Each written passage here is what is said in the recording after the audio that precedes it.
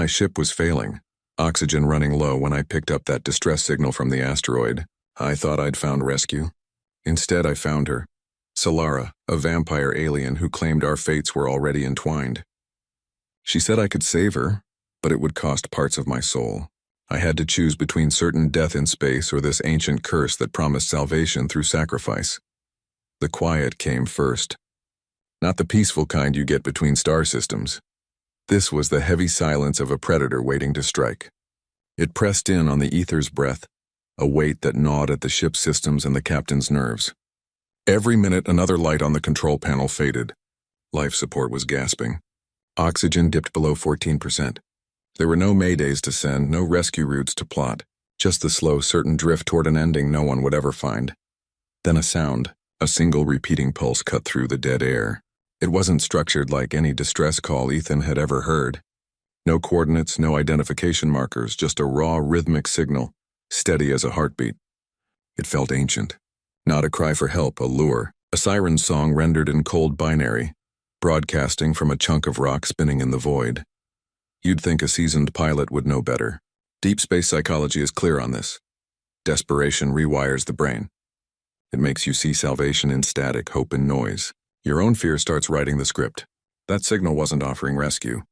It was offering an alternative to dying alone. And when your oxygen sits at 12%, alternatives start to look pretty good. Every instinct told him to ignore it. Turn the ship. Preserve power. Wait. But waiting was just a slower version of the same end. That signal, though, it had a pull. A gravitational certainty. It felt less like a chance and more like a summons. The kind of call that wasn't asking. The ether's breath shifted course. Thrusters burned the last reserves of fuel. The asteroid grew in the viewport, a jagged dark shape against the starfield. No lights, no signs of structure, just that pulsing signal, steady as a metronome counting down to something. He didn't know it yet, but that signal wasn't a cry for help. It was a beacon of hunger. A trap set centuries ago waiting for someone exactly like him. Lonely, running on fumes, willing to bet his life on a ghost in the machine. It had been waiting in the silence, patient as a tomb. He set a course for the source, not knowing he was answering a call that had been waiting centuries for him. The landing gear scraped against what should have been rock, but felt like something else entirely. It wasn't a natural surface. The sound wasn't the familiar crunch of mineral deposit or ice. It was the groan of old stone, carved and placed by design. Architecture. As the ship settled, the external lights cut across the surface, revealing lines too straight, angles too deliberate. Obelisks stood like broken teeth against the starfield. Arches curved into darkness, their purpose long lost. This wasn't an asteroid. It was a grave. A shattered monument adrift in the void. The airlock hissed open. A wave of atmosphere washed into the ship, and Ethan took his first breath of alien air. It was breathable. The scanners confirmed it. But it was wrong. It carried the sharp smell of ozone, the dry dust of ages, and something else underneath. Something metallic. It clung to the back of his throat, like the scent of old blood and oxidized copper. It was the smell of a place that hadn't seen life in a very long time. He stepped out onto the carved stone. The ruin stretched away into a darkness so complete it felt solid. The feeling was immediate and deep. It wasn't just fear. It was a crawling sense of wrongness, as if the geometry of the place itself was arguing with his human brain. The pillars and broken walls suggested a scale meant for something grand, something sacred. It felt like walking through the skeleton of a cathedral, built for a god who had walked away from its congregation centuries ago. Every shadow didn't just hide things. It suggested shapes that shouldn't exist, angles that defied a straightforward glance. Archaeologists talk about this feeling when studying structures from lost cultures. That deep primal unease, the uncanny valley of architecture. When a place is familiar enough to recognize as built, but so alien in its design that it triggers a subconscious alarm, your mind knows this was made by intelligence, but not your kind of intelligence. Not a human hand. It whispers of different bones, different thoughts, a different relationship to space and time. That's what this was. A whisper in stone. He moved deeper, his bootsteps echoing in a way that felt disrespectful. He'd expected a crashed ship. A stranded crew huddled around a failing beacon. He found only the silence. And the symbols. They were carved everywhere. flowing script that looked like nothing from any human database. They curved around doorways, climbed the sides of pillars, glowed with a faint captured light in the deeper recesses. They were a language, a story he couldn't read, telling a history he couldn't understand. He was looking at a wall of these symbols, trying to find a pattern, when a voice cut through the silence. It didn't come from a direction. It vibrated in the air around him, in the stone under his feet. "You are human?" The voice was flat, ancient. It held no curiosity, only a cold, assessing certainty. "Then you are already dead. Or you will be. The only question is how." Why would that be her first thought? Her immediate assumption? Because only a human would be this foolish. Only a creature with such a brutally short, desperate lifespan would ignore every warning sign and fly straight into a trap this obvious. A long-lived species would have calculated the odds, seen the statistical improbability of a random rescue, and turned back. A human sees a 1 in a million chance and thinks, "Those are my kind of odds." Our fatal flaw isn't a lack of intelligence. It's a surplus of hope in all the wrong places, and then she was there, not emerging from a doorway or stepping from the shadows. She was just present. One moment the space was empty. The next she occupied it, as if the darkness itself had drawn together, condensing into her form. The words weren't a greeting. They were a verdict delivered from the shadows. Solara stood there, her form half concealed by the shifting darkness of the chamber. Her skin didn't just look pale. It held the cold, faint light of a distant neutron star, and her eyes, they didn't reflect the dim glow of his suit lamps. They swallowed it. They were voids, points of absolute absorption in a face that seemed carved from ancient ice. Her voice didn't travel through the air like sound should. It bypassed the ears entirely, resonating directly in the bones of his skull, a low frequency that felt more like pressure than noise. "You are human?" she said, each word measured and cold. "Then you are already dead. Or you will be. The only question is how." It wasn't a threat. It was a statement of fact, delivered with the flat certainty of a star listing its chemical composition. There was no malice in it, just a brutal, simple truth. She didn't move like a person. When she shifted her weight, it wasn't a step so much as a reconfiguration of presence. She was more like a magnetic field than a being, an invisible force that pulled the space around her into a new alignment, compelling and inevitable. You didn't watch her move. You felt the shift in the room's equilibrium. Every first contact protocol ever written is built on a foundation of mutual curiosity. The assumption is that two intelligent species meeting for the first time will share a desire for knowledge, for exchange. There are guidelines for greetings, for establishing peaceful intent, for slow, careful dialogue. They never planned for this, for one party to look at the other and immediately calmly announce their expiration date. That kind of fatalistic certainty isn't in the manuals. It belongs to older, darker stories. She claimed their meeting wasn't chance. It wasn't luck or accident. She called it calculus, a precise equation written across light years and centuries with variables of entropy, probability, and desperation. He was a term in that equation, a known quantity. His species, his situation, his dwindling oxygen, all of it had been factored in. She called it fate, but it sounded more like a trap that had been patiently waiting for its specific trigger. The curse that bound her to this place wasn't some ethereal spell. It was a sentence, a juridical decree passed by her own people, their judgment made physical, written into the very stones that surrounded them. The carvings on the walls weren't decoration or history. They were the literal text of her imprisonment, each symbol a clause of her confinement, each line a chain she could not break. She wasn't just stuck here. She was filed here, archived, a living record of a crime and its punishment.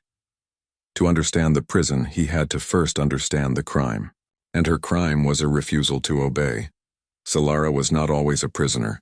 She was a monument, a living relic. In a culture that measured time in millennia, she was a guardian. Her purpose was eternal, her role defined by laws so sacred they were woven into the fundamental fabric of her people's reality. They weren't rules to be debated. They were axioms, as fixed and immutable as the orbits of planets. She was the keeper of that order, the custodian of a balance that demanded absolute obedience. But a law is a chain, and even a goddess can chafe at a chain. The most sacred of these laws demanded a perpetual sacrifice, a regular offering of life force from sentient beings to maintain what her people called cosmic equilibrium. It was the price of their stability, the fuel for their civilization. To them, it was a necessary transaction, a brutal, clean piece of mathematics that guaranteed their continued existence. Order through attrition. Her people saw this rigid system as the pinnacle of order, a perfect self-sustaining machine. She came to see it as tyranny. They praised the devotion of their guardians, the unwavering commitment to the great balance. She felt the bars of a cage. The duty was a weight that grew heavier with each cycle, each ritual that drained the light from another living thing. It wasn't devotion. It was compliance in a system built on consumption. Anthropological studies on Earth show this isn't a new story. Societies often deify individuals, elevate them to a status of immense power and reverence, only to use that status to strictly control them. It creates a paradox. The worshipped entity becomes the most imprisoned. Their divinity is the very thing that locks them into a role, a set of expectations they can never violate. The Gungauda you are placed on the pedestal, the farther you have to fall. Solara was the ultimate expression of that, a goddess in a gilded cage, expected to preside over a slaughter she could no longer justify.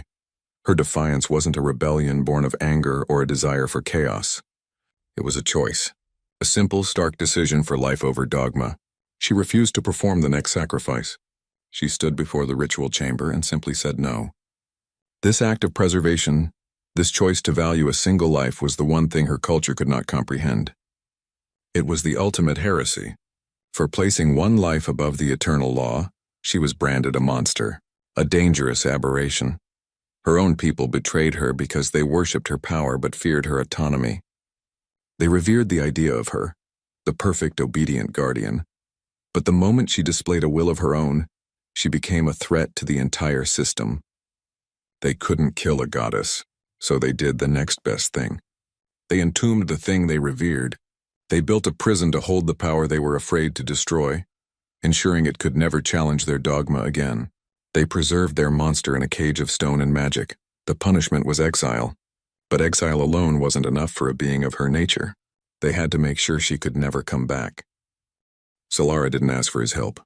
She presented him with a math problem, a simple clean exchange rate. She pointed to a central glyph on the wall, its lines deeper and more complex than the others. It pulsed with a slow, patient light. "The first seal requires an offering," she said, her voice devoid of plea or persuasion. It was a flat statement of cost. "Your energy, your essence. It will consume a part of you, binding it to this place forever." The words hung in the metallic air. Salvation through sacrifice. But the salvation was hers. The sacrifice was his. He would get her one step closer to freedom. In return, he would leave a piece of himself behind, woven permanently into the prison's stone. It wasn't a transaction. A transaction implies a good or service for a price. This was a transfusion. He wouldn't be paying for something. He would be giving his blood to the stone. His life, his vitality, siphoned directly into the curse's architecture. This first offering was just the initial payment. The first of 3. Each seal would demand a deeper, more fundamental part of his soul. The first might be stamina, the raw energy of his body. The second could be memory, the fabric of his past. The third would be the core, the thing that made him Ethan. The cost was his life essence, irrevocably given, a piece at a time. High-stakes decision-making under duress often narrows the field of choice. It doesn't present you with a good option and a bad option.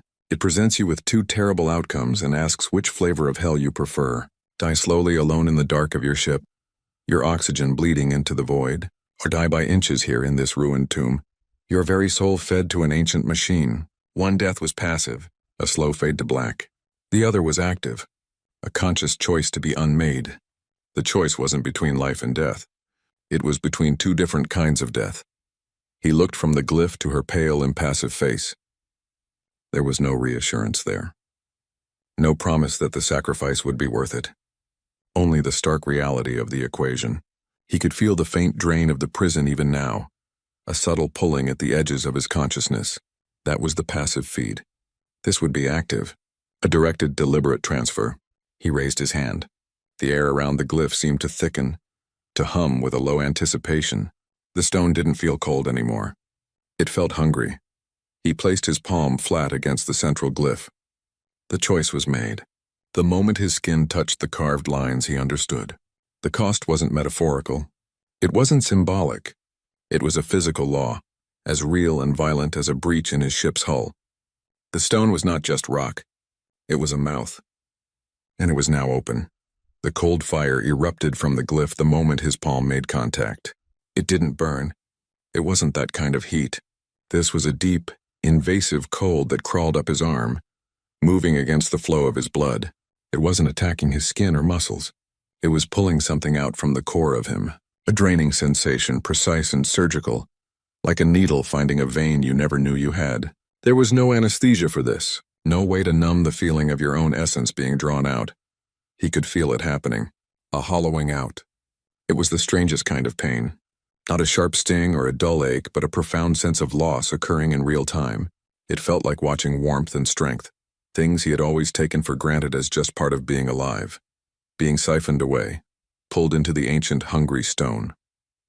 A memory of what it felt like to be whole began to fade, replaced by a growing emptiness. It was the feeling of watching your own blood pour out onto the ground, a vital part of you leaving but knowing it's not blood. It's something more fundamental. It's the you behind your thoughts, the energy that animates the machine, the part that makes you you. And it was flowing out of him into the carvings, feeding the very thing that held her. The human nervous system has no specific receptors for soul loss. The brain has to interpret it with the tools it has, so it translates the metaphysical theft into a language it understands. Raw, physical pain, a deep, bone-deep ache, coupled with a fatigue so total it feels like the gravity in the room has tripled. Solara mirrored the act. Her own power, a pale silvery energy, flowed from her outstretched hand to the stone, guiding the transfer. But it was just a guide, a conductor for the symphony. The music, the energy itself was all his. The cost was his alone. She was showing the path, but he was paying the toll with his own life's currency. The ritual acts as a metaphysical siphon. A direct line was established between his vital energy and the curse's structure. His life force wasn't just being taken, it was being woven into the fabric of the prison, becoming a permanent part of its equation. He was weakening the seal by reinforcing the wall with pieces of himself. A paradoxical, brutal piece of engineering. When it was over, the first seal was broken. The central glyph on the wall darkened, its light absorbed, its hunger sated. The cold fire receded from his arm, leaving behind a deep, trembling numbness, a void where something had been. He slumped against the wall, his legs unable to hold his weight, his breath coming in shallow gasps. He felt lighter, emptier. A part of Ethan was gone. Not misplaced, not forgotten, extracted and bound to the stone forever. A permanent donor to a curse he still didn't fully understand. The hollow feeling didn't fade. It just became the new normal. A baseline of loss he would now have to carry forward. She led him deeper into the ruins, away from the landing site and into a chamber that felt less like a room and more like the inside of a machine.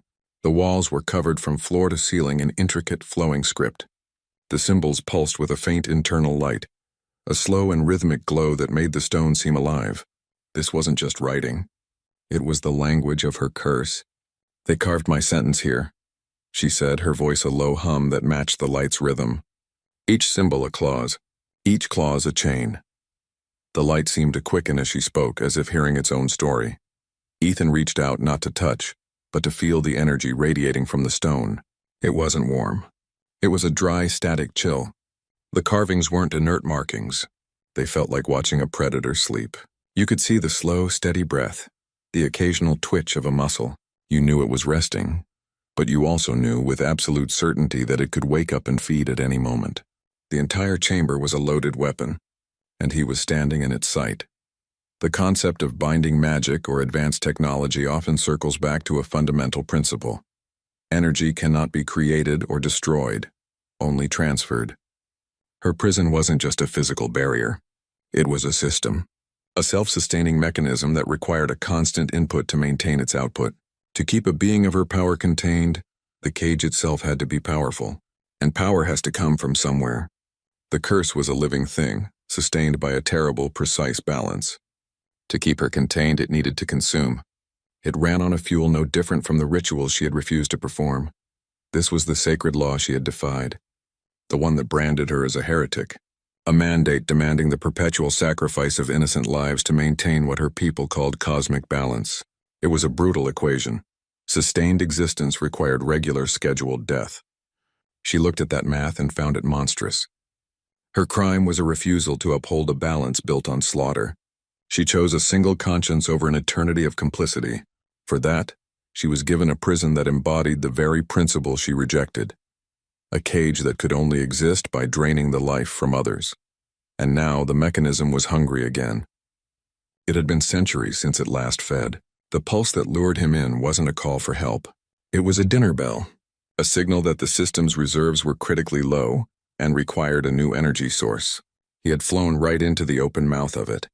His presence, his living energy, was the only thing on the menu. The trap had been set long ago, and he had walked into it with his eyes wide open, guided by his own desperation. He wasn't a rescuer. He was the next course. The curse didn't just bind, it fed. And Ethan was on the menu. Solara's explanation stripped away the last of the mystery. The prison wasn't a static thing. It was a system. A living engine with one simple, brutal rule. It ran on life force. The raw energy of living beings. That's what sustained the walls, the symbols, the very air that kept her trapped. Intruders like him didn't set off alarms. They triggered a feeding. The moment he stepped onto the stone, the mechanism woke up. Those glowing symbols on the walls weren't just for show. They were conduits. They began siphoning his vitality, pulling it directly from him to reinforce the walls of her cage. The stronger the visitor, the stronger the prison became. A perfect, cruel design. It made escape physically impossible. Any attempt to break out only made the bars thicker. It was a parasitic system, a closed loop where the food made its own container. The only thing that grew weaker was the meal. Ethan could already feel it. A low-grade drain, a subtle fatigue that wasn't just in his muscles. It felt deeper. Like a battery slowly discharging, theoretical physics on Earth plays with ideas of consciousness as a form of energy, of quantum states and information transfer. But this was something else entirely. This wasn't a transfer of particles or data. This was metaphysical predation, a direct tap into the source of what made him a living thing. His presence was already making the prison stronger. Each breath he took, each beat of his heart, was converted into pure binding energy, poured right back into the stones that held her. His only way out was to break the system. But to break it, he had to fight it. And to fight it, he had to give it more power. A beautiful, impossible paradox. He was both the lock and the key, and using one canceled out the other. The ancient symbols feed on intruders because they are metaphysical batteries. They don't just record the curse, they power it. They convert a living soul into the raw energy required to sustain the curse in perpetuity. It's a self-perpetuating punishment. The sentence isn't just to be imprisoned. It's to be the fuel for your own cage over and over, as long as visitors are foolish or desperate enough to answer the call.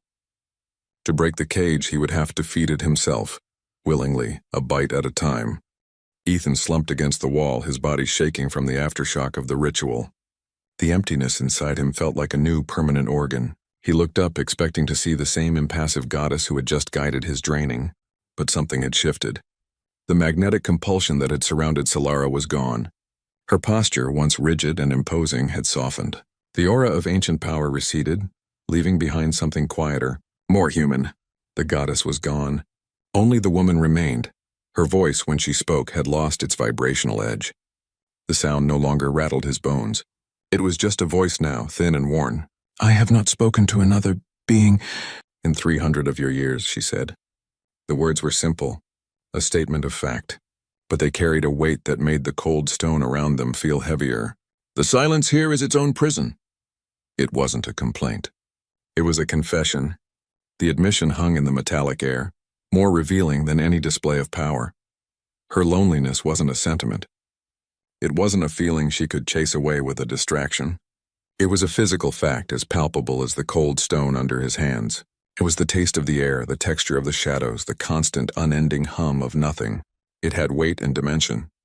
You could measure it in the centuries that had passed without a single word spoken back to her. It was the environment, the water she had been drowning in for lifetimes. Prolonged isolation is a documented form of psychological torture. It breaks down the mind's ability to maintain a stable sense of self. Even the most powerful psyches, human or otherwise, crumble under the endless pressure of absolute solitude. The mind turns in on itself, creating phantoms and echoes just to have something to interact with. For a being built on connection, on the exchange of energy and thought, 300 years of silence wasn't just punishment. It was a slow, precise dissection of the soul. It wasn't the cage that was the true punishment. It was the silence inside it. He didn't see a monster anymore. He saw a monument to solitude, a being worn smooth by the endless grinding passage of time alone.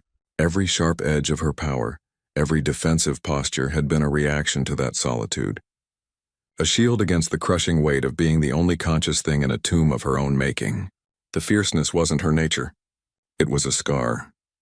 A callus formed over a deep, unhealed wound. The vulnerability she revealed was the raw, unguarded ache of that solitude. It wasn't something she could fake or perform. It was the truth of her existence laid bare in the quiet moment after the ritual. It transformed her from a predator, a mythical creature to be feared, into a tragic figure. A victim of a punishment so complete it had stolen even her connection to the rest of the universe. Her fierceness had just been a shield for a profound, centuries-deep loneliness. This revelation changed the calculation. It was no longer just a transaction, a simple exchange of his life force for her freedom. It was no longer about escape. It was about understanding the person he was making the deal with. The math of survival got a lot more complicated when you realized the other variable in the equation had a soul. Ethan could have accepted her as a monster. It would have been the simpler story. The easier one, a creature of myth, a vampire alien preying on a stranded human. A clean narrative with clear lines. He pushed himself upright, the emptiness inside him making the motion slow and deliberate. His eyes locked on hers, the voids that absorbed light. "Tell me the truth," he insisted, his voice raw but steady. "Not the story your people carved. Your story." It was a direct challenge, a violation of every first contact protocol ever written. He wasn't asking for data or history. He was demanding personal testimony from something that might not even have a self in the way he understood it. He was picking at the threads of a tapestry woven by gods, pulling on a single loose string and risking the entire design unraveling into chaos. If the foundation of her identity was the curse, what happened if you questioned the curse's story? Cognitive dissonance theory explains this impulse perfectly. Faced with a complex and threatening situation, the human mind often prefers a simple, villainous narrative. It's easier to process. It requires less emotional energy. You can hate a monster. You can fight a monster. Understanding a tragic figure, a being with motivations and a history that makes her actions sympathetic. That's messy. That forces you to reconsider your own position, your own safety. It's far less work to just see the fangs in the pale skin and file her under dangerous. Ethan was refusing to do the easy thing. Her truth, when it came, was indeed messier. It wasn't a story of power or rebellion. It was a story of choice. A story of betrayal, and buried deep underneath centuries of solitude and defiance, it was a story about a love for her people so profound that her ultimate act of disobedience was, in its own twisted way, the ultimate act of loyalty. She didn't hate them. She loved their potential, their beauty, their existence, so much that she could not be the instrument of the death that sustained it. Her refusal to sacrifice was not a rejection of her people, but a rejection of the cost they were willing to pay to continue. She chose their ideals over their reality, and for that they buried her. This is why Ethan refused to abandon her, even though he knew the path ahead would irrevocably alter him, would cost him pieces of himself he could never get back. He saw past the myth, past the fangs and the ancient power and the prison of stone. He recognized a victim of a grand and cruel narrative. Her own civilization had written her into the role of monster because it was convenient for them. It justified their actions. It simplified their worldview. He looked at her and chose to believe her story over the convenient myth. He chose to see the prisoner, not the jailer. The heretic, not the beast. His choice to stay was no longer about survival. The math of oxygen and escape routes was irrelevant now. It was a choice to side with the accused, to stand with the one who had been condemned by the official record. He was no longer a stranded pilot making a deal. He was taking a side in a war that had ended centuries before he was born. The cold touch of her hand on his arm was no longer a predator's contact. It was an alliance, a pact made in the dim light of a truth they now shared. The tension of their strange partnership shifted from practical necessity to something far more dangerous, mutual understanding. And with that understanding came a new kind of risk. Trust in that place had a temperature. It was cold. They stood at the edge of a deeper darkness, a sloping passage that led down into the asteroid's core. The air felt heavier there, thick with the hum of the prison's engine. He was still shaking from the drain of the first seal, a hollow feeling sitting where his strength used to be. He braced a hand against the cold wall to steady himself. As he did, Solara reached out. Her hand, pale and long-fingered, brushed against his arm. He expected a shock. A jolt of alien energy, or perhaps the same draining cold from the glyph. Instead, it was just cold. A simple, steady chill that seeped through the fabric of his sleeve. Yet strangely, it wasn't unpleasant. It didn't burn or bite. It was the cold of deep space, the absolute zero of the void between stars. It was the temperature of her native element, the environment she was born from, and in that moment she was sharing it with him, not as an attack. As an anchor, a point of stability in the shifting wrongness of the ruins. Her touch was a landscape, a geography of where she came from. Touch is a powerful communicator, one of the most fundamental. It transcends language barriers, even species barriers. You can lie with words. It's harder to lie with a touch. The intention behind it, comfort, threat, connection, is often conveyed more clearly through skin than through speech. A hand on an arm can say more than a dictionary. Her cold fingers against his sleeve didn't carry words. They carried a simple, clear message. A shift in intent. It said, I am here. You are here. We are in this together. It was a signal that bypassed all the complexity of their situation and went straight to the core of the new alliance. That touch was a contract. It finalized the unspoken agreement that had been forming since he chose to hear her story. It sealed the shift from captor and captive, from predator and prey, to partners in a shared, desperate gamble. The tension of their forced alliance, the doubt, the fear, the calculation, resolved in that simple, cold contact. They were no longer two separate entities trying to use each other. They were a single unit facing the same problem. The question was no longer if they would proceed, but how. The silent agreement was made. The path ahead led down, into the absolute heart of the asteroid. Into the chamber where the prison's engine lived. Where the final terrible price for her freedom was waiting to be paid. The cold faded from his arm, but the sense of it remained. A new baseline, a reminder of the pact. He took a breath, the metallic air filling lungs that felt too light, and took the first step into the descending dark. She moved beside him, a steady presence in the gloom. Two figures bound by a choice and a cold, comforting touch, walking into the mouth of the machine. The deeper they went, the less the place felt like ruins. The architecture fell away, replaced by raw, engineered stone that hummed with a low, constant vibration. The walls weren't just carved anymore. They were alive. They throbbed with a faint, captured light that pulsed in time with the hum in the air. The passage opened into a final chamber, and the energy there was so thick it felt like wading through water. This was the nexus, the heart of the machine. Not a room. A convergence point. At the center of the chamber, set into the floor, was the last seal. It was nothing like the others. The previous glyphs had glowed with that hungry light. This one was different. It was a perfect circle of absolute black. A void set into the stone. It didn't reflect light. It consumed it. A hole in reality itself, right there in the floor. A hungry mouth waiting. This wasn't a lock to be picked or a puzzle to be solved. It was the engine's core, the central mechanism that the entire prison was built around. All the other symbols, all the draining conduits, all the captured energy, it all fed into this one point. This was the thing that everything else served. The drain in the bottom of the sink. The final destination for every ounce of life force the prison had ever stolen. You could feel the pull of it from across the room. A subtle, gravitational drag on the soul. The design echoes an ancient human concept found in myths and labyrinths across cultures. The idea that the center doesn't hold a treasure. It holds a truth. A monster. A terrifying power. The entire complex, dangerous journey exists to protect that central awful thing. You don't walk into the heart of the maze to find a reward. You walk in to meet the Minotaur. This chamber was the end of the labyrinth. And the void in the floor was the beast. Solara stopped a few feet from the edge of the dark circle. For the first time since he'd met her, her calm, collected demeanor cracked. The goddess, the prisoner, the woman, all the masks she wore seemed to slip at once. Her hands, usually so still, clenched at her sides. Her eyes, those light-absorbing voids, were fixed on the emptiness in the stone. Here it was. The thing she had been holding back. The final unvarnished truth of the deal. The terrible reality of the chamber was its function. It wasn't a place of release. It was a place of consumption. The entire system was a funnel, and this void was the spout. The payoff wasn't a secret weapon or a hidden key. The anticipation was for the final demand.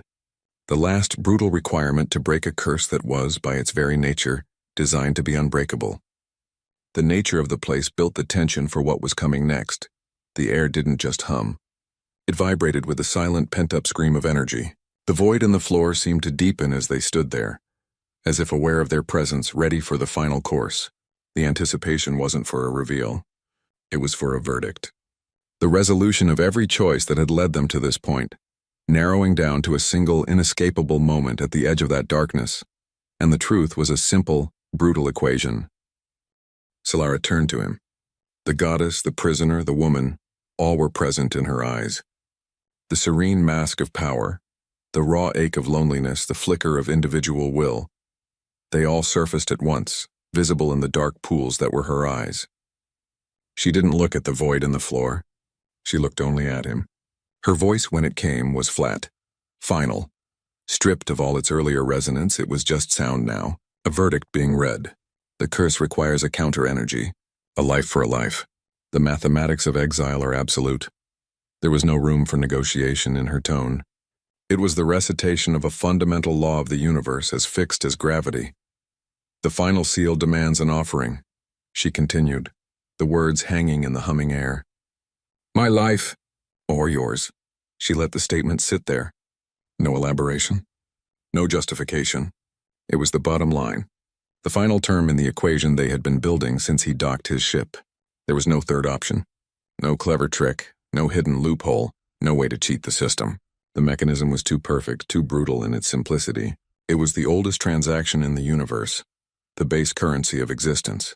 Not parts of a soul, not pieces of memory or energy. All of it.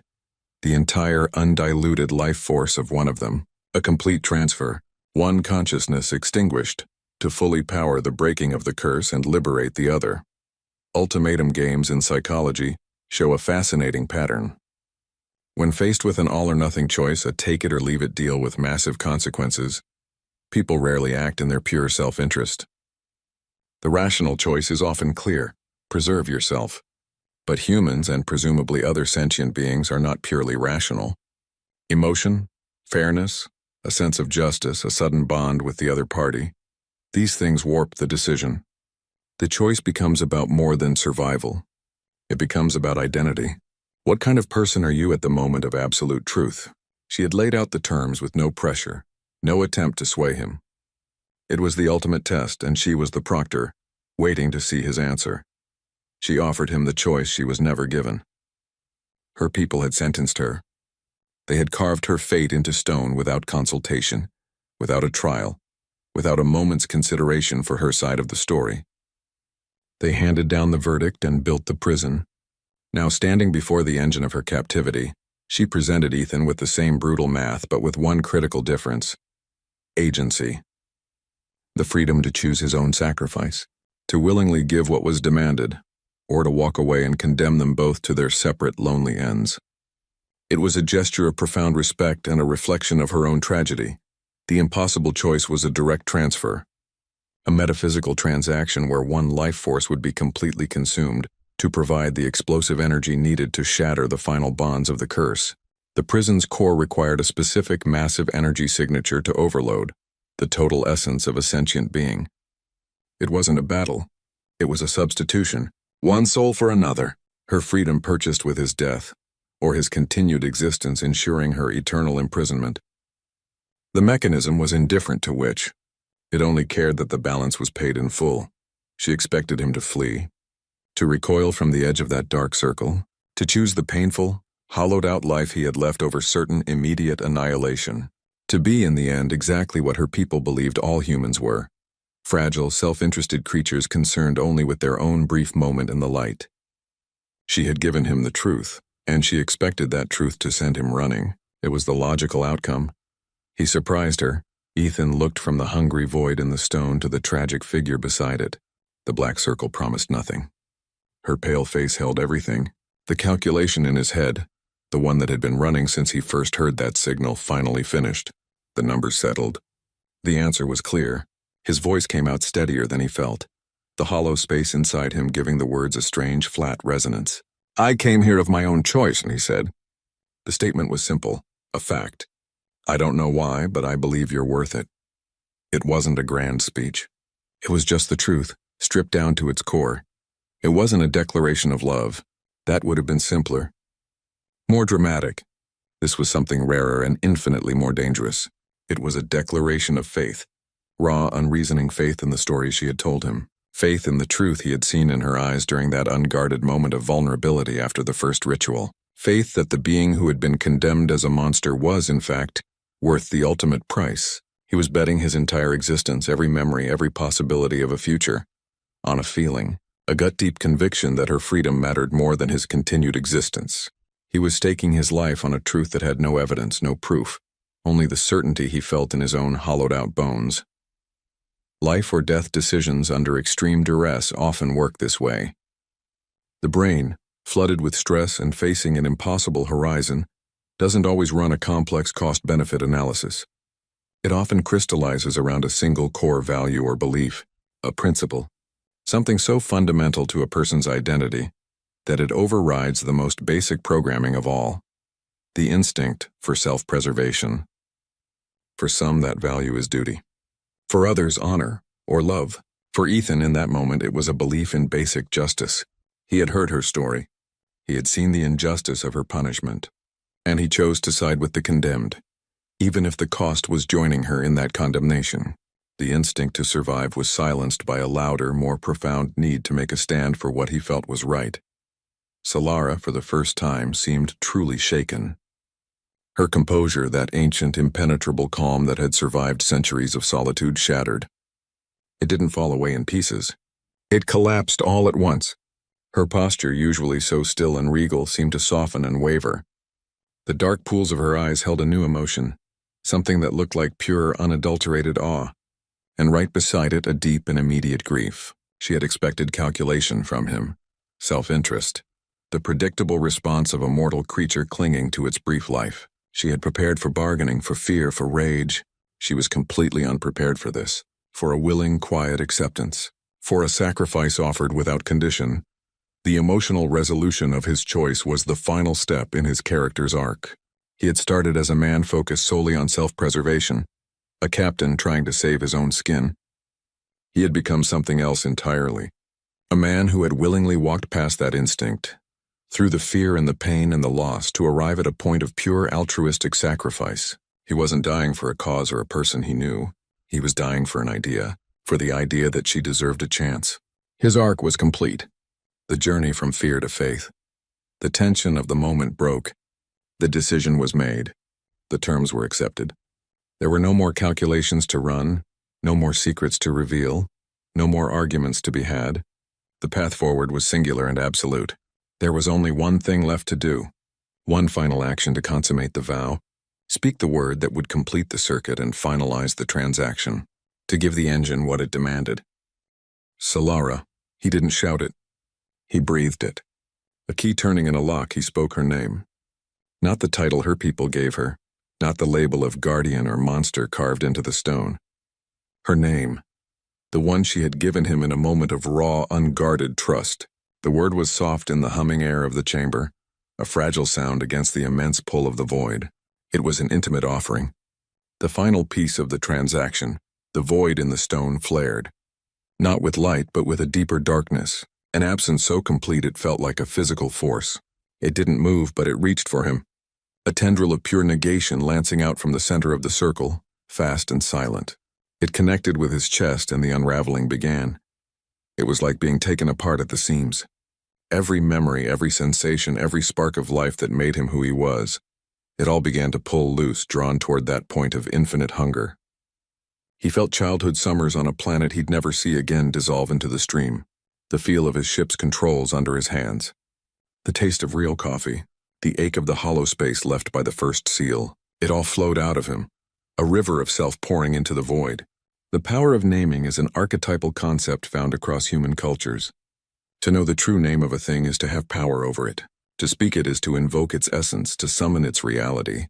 But here the power was reversed. By speaking her true name at the moment of sacrifice, he wasn't claiming power over her. He was giving his power to her. He was invoking his own end, offering his entire identity as the key to her lock. The energy drained from him completely. The last of it, the core spark of consciousness that was Ethan, guttered out like a candle in a vacuum. There was no pain at the end, just a final, silent snap of separation, the feeling of a tether cut. This was death. The absolute end of the line. The payoff of the sacrifice was not the destruction of his consciousness, but its transference. The curse's true mechanism, hidden behind the brutal arithmetic of life for a life, was not an engine of annihilation. It was a converter, a bridge. It moved a consciousness from the mortal biological plane to a higher state of existence, a plane of pure, shared energy. It didn't destroy the offering. It translated it. The life force wasn't fuel to be burned. It was a signal to be boosted, a pattern to be uploaded. His sacrifice provided the critical energy spike needed to overload the prison's dimensional lock. But in doing so, it also provided the template for his own transformation. He didn't cease to be. He was reconfigured. But death, as it turned out, was just a door. Consciousness returned. But not in a body. In a concept, he was everywhere and nowhere. The asteroid was gone. The ruins were gone. The hollow sensation in his chest was gone too, replaced by an awareness so vast it had no edges. He floated in a sea of stars, but he was also the sea. He felt the slow spin of distant galaxies as if they were his own limbs, the cold heat of newborn suns like a memory he'd always had. There was no up or down, no inside or out, just a seamless, infinite field of being. Was this the afterlife? Some cosmic limbo where souls went to dissolve? A voice cut through the silence. Her voice. But different. The ancient weariness was gone. The vibration of confinement had vanished. It was clearer now, lighter, unburdened. It didn't come from a direction. It was simply present like the starlight. You saved me, Solara's voice echoed around him, a note in the harmony of the cosmos. But you did not die. You were freed. It felt less like being in a place and more like being part of a fundamental process. A single note in a cosmic song that had been playing since the beginning of time. He wasn't an observer of the universe anymore. He was a participant in its mechanics. The feeling was one of total integration, his individual awareness woven into the fabric of reality itself. He could sense the pull of gravity between worlds not as a force but as a relationship. He could feel time not as a river but as a dimension he could move through. His old body, his old ship, his old life. They felt like a story he'd read once, a character he'd briefly played. Theories about consciousness existing outside the brain often flirt with this idea. A state of pure awareness, unbound by biological limits, connected to a larger field of energy or information. They talk about the mind as a receiver, not a generator, that the brain doesn't produce consciousness but filters it, tuning into a specific, limited frequency of existence. What Ethan experienced was that filter being removed. The dial turned past all the static and noise, locking onto the pure, unfiltered signal. He wasn't a mind in a vat. He was the signal itself. What Solara meant was simple yet impossible to fully grasp from a mortal perspective. His sacrifice had severed his tether to biological limitations. The curse's mechanism didn't destroy his life force. It translated it. It transferred his entire essence, the core pattern of his consciousness, from the mortal plane to the metaphysical one where her true self had always existed. He was freed from the binds of a single fragile body, a linear timeline, a fixed point in space. He was freed from the prison of being merely human. The final seal didn't take his life. It upgraded it. He was like her now, a being of energy and will, existing on a plane where thought and reality were closer than they had ever been in his old world. The prison was never for her body. A physical cage could not hold a being of her nature. The obelisks, the ruins, the asteroid itself, they were just the physical anchor point. The real prison was for her soul. Her consciousness was the thing they had bound and isolated, cut off from the larger energy field she was born from. His sacrifice provided the key by adding his own consciousness to the lock, overloading it with a new harmonic frequency it wasn't designed to contain. He didn't just break her out. He joined her there, his own essence merging with the higher reality that was her true home. Two patterns now, where there had only been one trapped signal before. They were no longer captor and captive. They were partners in a new geometry. Solara's form coalesced from the starlight around them. It wasn't a body of flesh and bone. It was a projection of will and energy, a shape defined by intention rather than anatomy. She held out her hand, and the gesture was no longer the cold touch of a predator. It was an offer, an invitation to a new kind of contact. He could feel her presence not as a separate entity standing across from him, but as a harmonic frequency resonating alongside his own. Their energies were entwined, two distinct patterns woven into the same fabric of existence. The feeling was less like holding hands and more like two notes in a chord, each sustaining the other, creating something larger than the sum of its parts. The connection was immediate and total, a silent communication that flowed faster than thought. Their bond was the curse, rewritten. The prison's mechanism had been repurposed. The same channels that once drained life force to sustain a cage now served as conduits for connection. Where the ancient design once pulled energy away to bind and isolate, it now allowed energy to flow between them, linking and liberating. The siphons had become synapses. The bars of the cage had become the strings of a bridge. The story pivots here, from a narrative about breaking out of a physical prison to one about transcending physical limits altogether. It asks what form a relationship takes when you remove the bodies from the equation. When you're not two people in a place, but two consciousnesses sharing a state of being. The old rules of proximity and touch no longer apply. The connection is the environment. They were free to go anywhere. The universe was no longer a map of places to travel to, of coordinates to plot and distances to cross. It was a field of potentials, a spectrum of frequencies to tune into, realities to perceive, existences to experience. They could ride the solar winds, feel the birth of a nebula from the inside, or simply exist as a silent shared observation of a single electron's path. The concept of anywhere lost its meaning. They were already everywhere. The concept of anything became their new reality. They were limited only by the scope of their combined will. Where do Ethan and Solara find themselves after the curse is broken? In the space between spaces. On the frequency they now shared. They exist in the medium that her people had always accessed through ritual and sacrifice, but now they inhabit it fully, without the need for an intermediary or a cost.